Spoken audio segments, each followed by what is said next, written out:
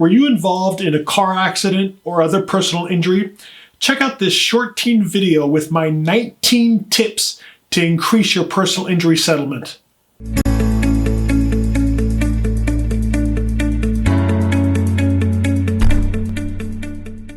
Hey everybody, Barry with the Lawful Channel. We passed over 300,000 views on YouTube this month, so thank you so much for watching. And we've also been able to help a lot of people with legal questions that they had. If you haven't already, please subscribe to our channel, and if you have any questions for me, put them in the comment section below. Now let's jump into the video. Okay, I've said it 1,000 times. Your interest is different than the insurance company. They want to pay you as little as they can, and you want to recover as much as you can. So the question is, how do you maximize or increase your personal injury settlement? Okay, tip number 1, hire a personal injury attorney. I know it sounds self-serving. Forgive me, but I guarantee you if you hire an attorney, you're going to get a better outcome than if you try to deal with an insurance company on your own. They're worth tens of billions of dollars, and chances are you've never filed an insurance claim. The odds are stacked in their favor. Tip number 2, the insurance company is going to try and get you to settle really quickly. They're going to say, send us your medical bills and we'll give you $500 or $1,000 to compensate you for your damages and your pain and suffering. Never accept that first offer. This is a trick they use to get rid of claims.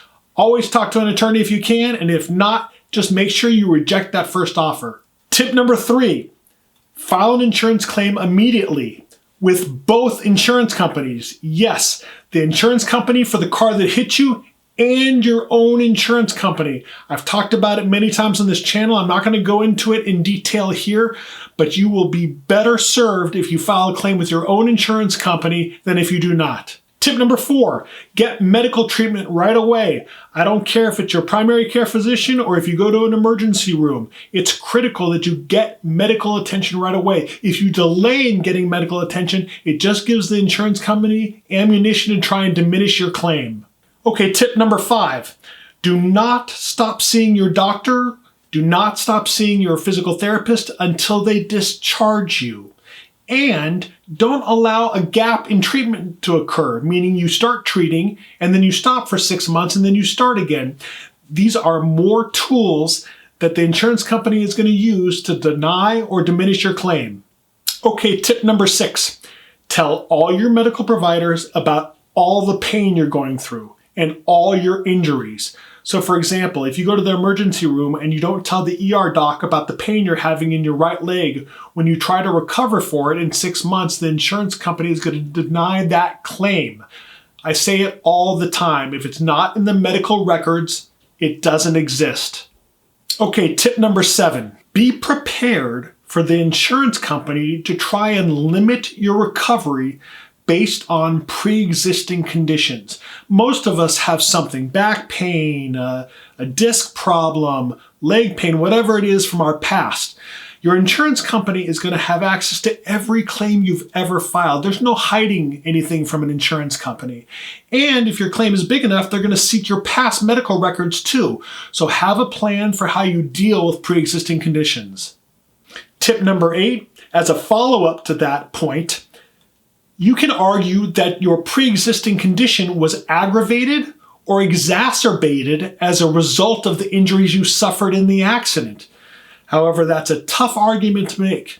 If you're going to try and do that, I strongly recommend consulting with an attorney. They're going to know how to handle that situation better than you. Tip number 9, keep everything. Keep the prescriptions you were written for Advil. Keep the clothes you were wearing at the time of the accident. If it's a slip and fall, keep the shoes you were wearing at the time of the accident. Keep a mileage book of the miles that you drove to and from appointments. I always tell people the same as medical records. If it's not documented, if you can't prove it, it doesn't exist to the insurance company. Tip number 10, be careful what you post on social media. They are watching. The insurance company and the insurance adjuster is checking you out. I guarantee it. And if you have a serious claim, they may even hire an investigator to follow you around or to interview people that you interact with on a daily basis to see how you've been. I know it sounds a little far-fetched, but these are the tactics insurance companies can take to try and diminish your claim. Okay, tip number 11, focus on the future. Focus on your future medical expenses if you're going to have any. Focus on future lost wages if you're going to have any, and focus on permanency. So for example, if you were involved in an accident and you're going to have a limp for the rest of your life, well, that's a permanent injury. Or let's say you were bitten by a dog and you have a scar on your face, well, that's a permanent disfigurement, and that is hugely compensable. So focus on the future. Your attorney's going to, you should too. Tip number 12, exhaust all the benefits that are available to you. What do I mean by that? A lot of people are hesitant after an accident to file a claim with their own uninsured or underinsured motorist coverage. Yes, your own auto coverage. People are concerned that their rates are going to go up. Well, nobody can guarantee that your rates aren't going to go up. But chances are, if you're not responsible for the accident, you're going to be fine. In addition, you may have other types of coverage that might come into play. So for example, you may have MedPay or medical payments coverage that'll cover the first $2,500 or $5,000 in your medical bills. So exhaust all the resources available to you. Tip number 13, take photographs of everything, starting at the accident scene to the end of treatment. I've had so many cases where photographs made the difference between a small recovery and a large one.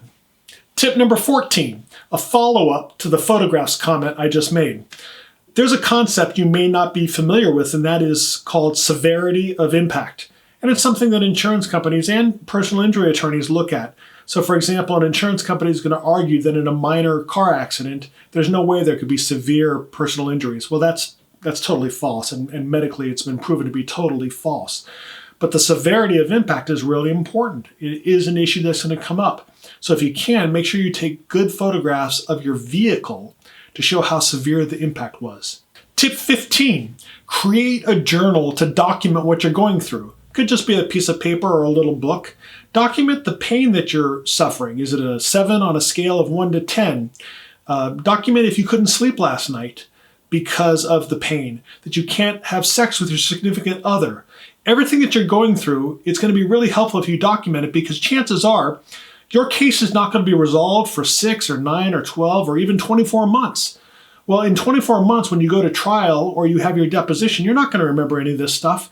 So it really helps to have a journal that's documenting what you're going through. Now, one caveat, that journal may be evidence and you may have to turn it over. So be careful about what you say, but journal what you're going through. Journal your experience.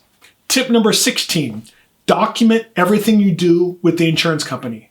They are notoriously difficult to deal with, and their interest is not your interest. If you leave a voicemail, follow it up with an email. Follow it up with a fax. They'll tell you they didn't get your voicemail. They'll tell you this. They'll tell you that. It's because their interests are not the same as yours. So document everything you do with them. Tip number 17, be patient. This is a very long process. People always want to know, how much is my case worth and how fast am I going to get my money?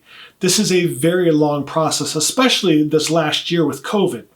So be patient. Let your attorney build your case from the ground up.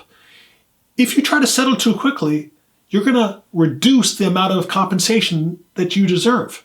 It happens quite often. So just be patient and let your case run its course. Tip number 18, research the timeline you're dealing with. You do not want to miss the statute of limitations. That's the time limit within which you have to file a lawsuit or you lose your right to compensation. And a tip for you, if you're dealing with a governmental entity, you may have to file a separate claim and you may have a shorter time to file a lawsuit. So do that research right after the accident. Finally, tip 19. File a lawsuit.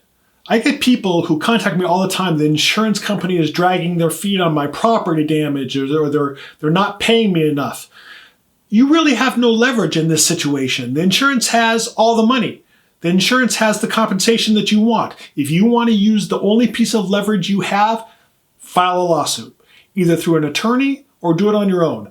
Most people who contact me have very small claims and they can file their own lawsuit in small claims court. So you really want to use your leverage? File a lawsuit.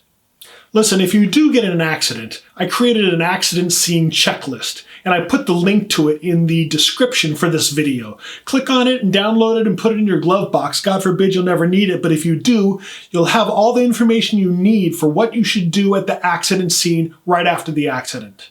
Okay, were you in an accident and you want some help increasing the value of your personal injury settlement? Tell us about it in the comments section below. And listen, if you haven't subscribed to our channel, would you please do so?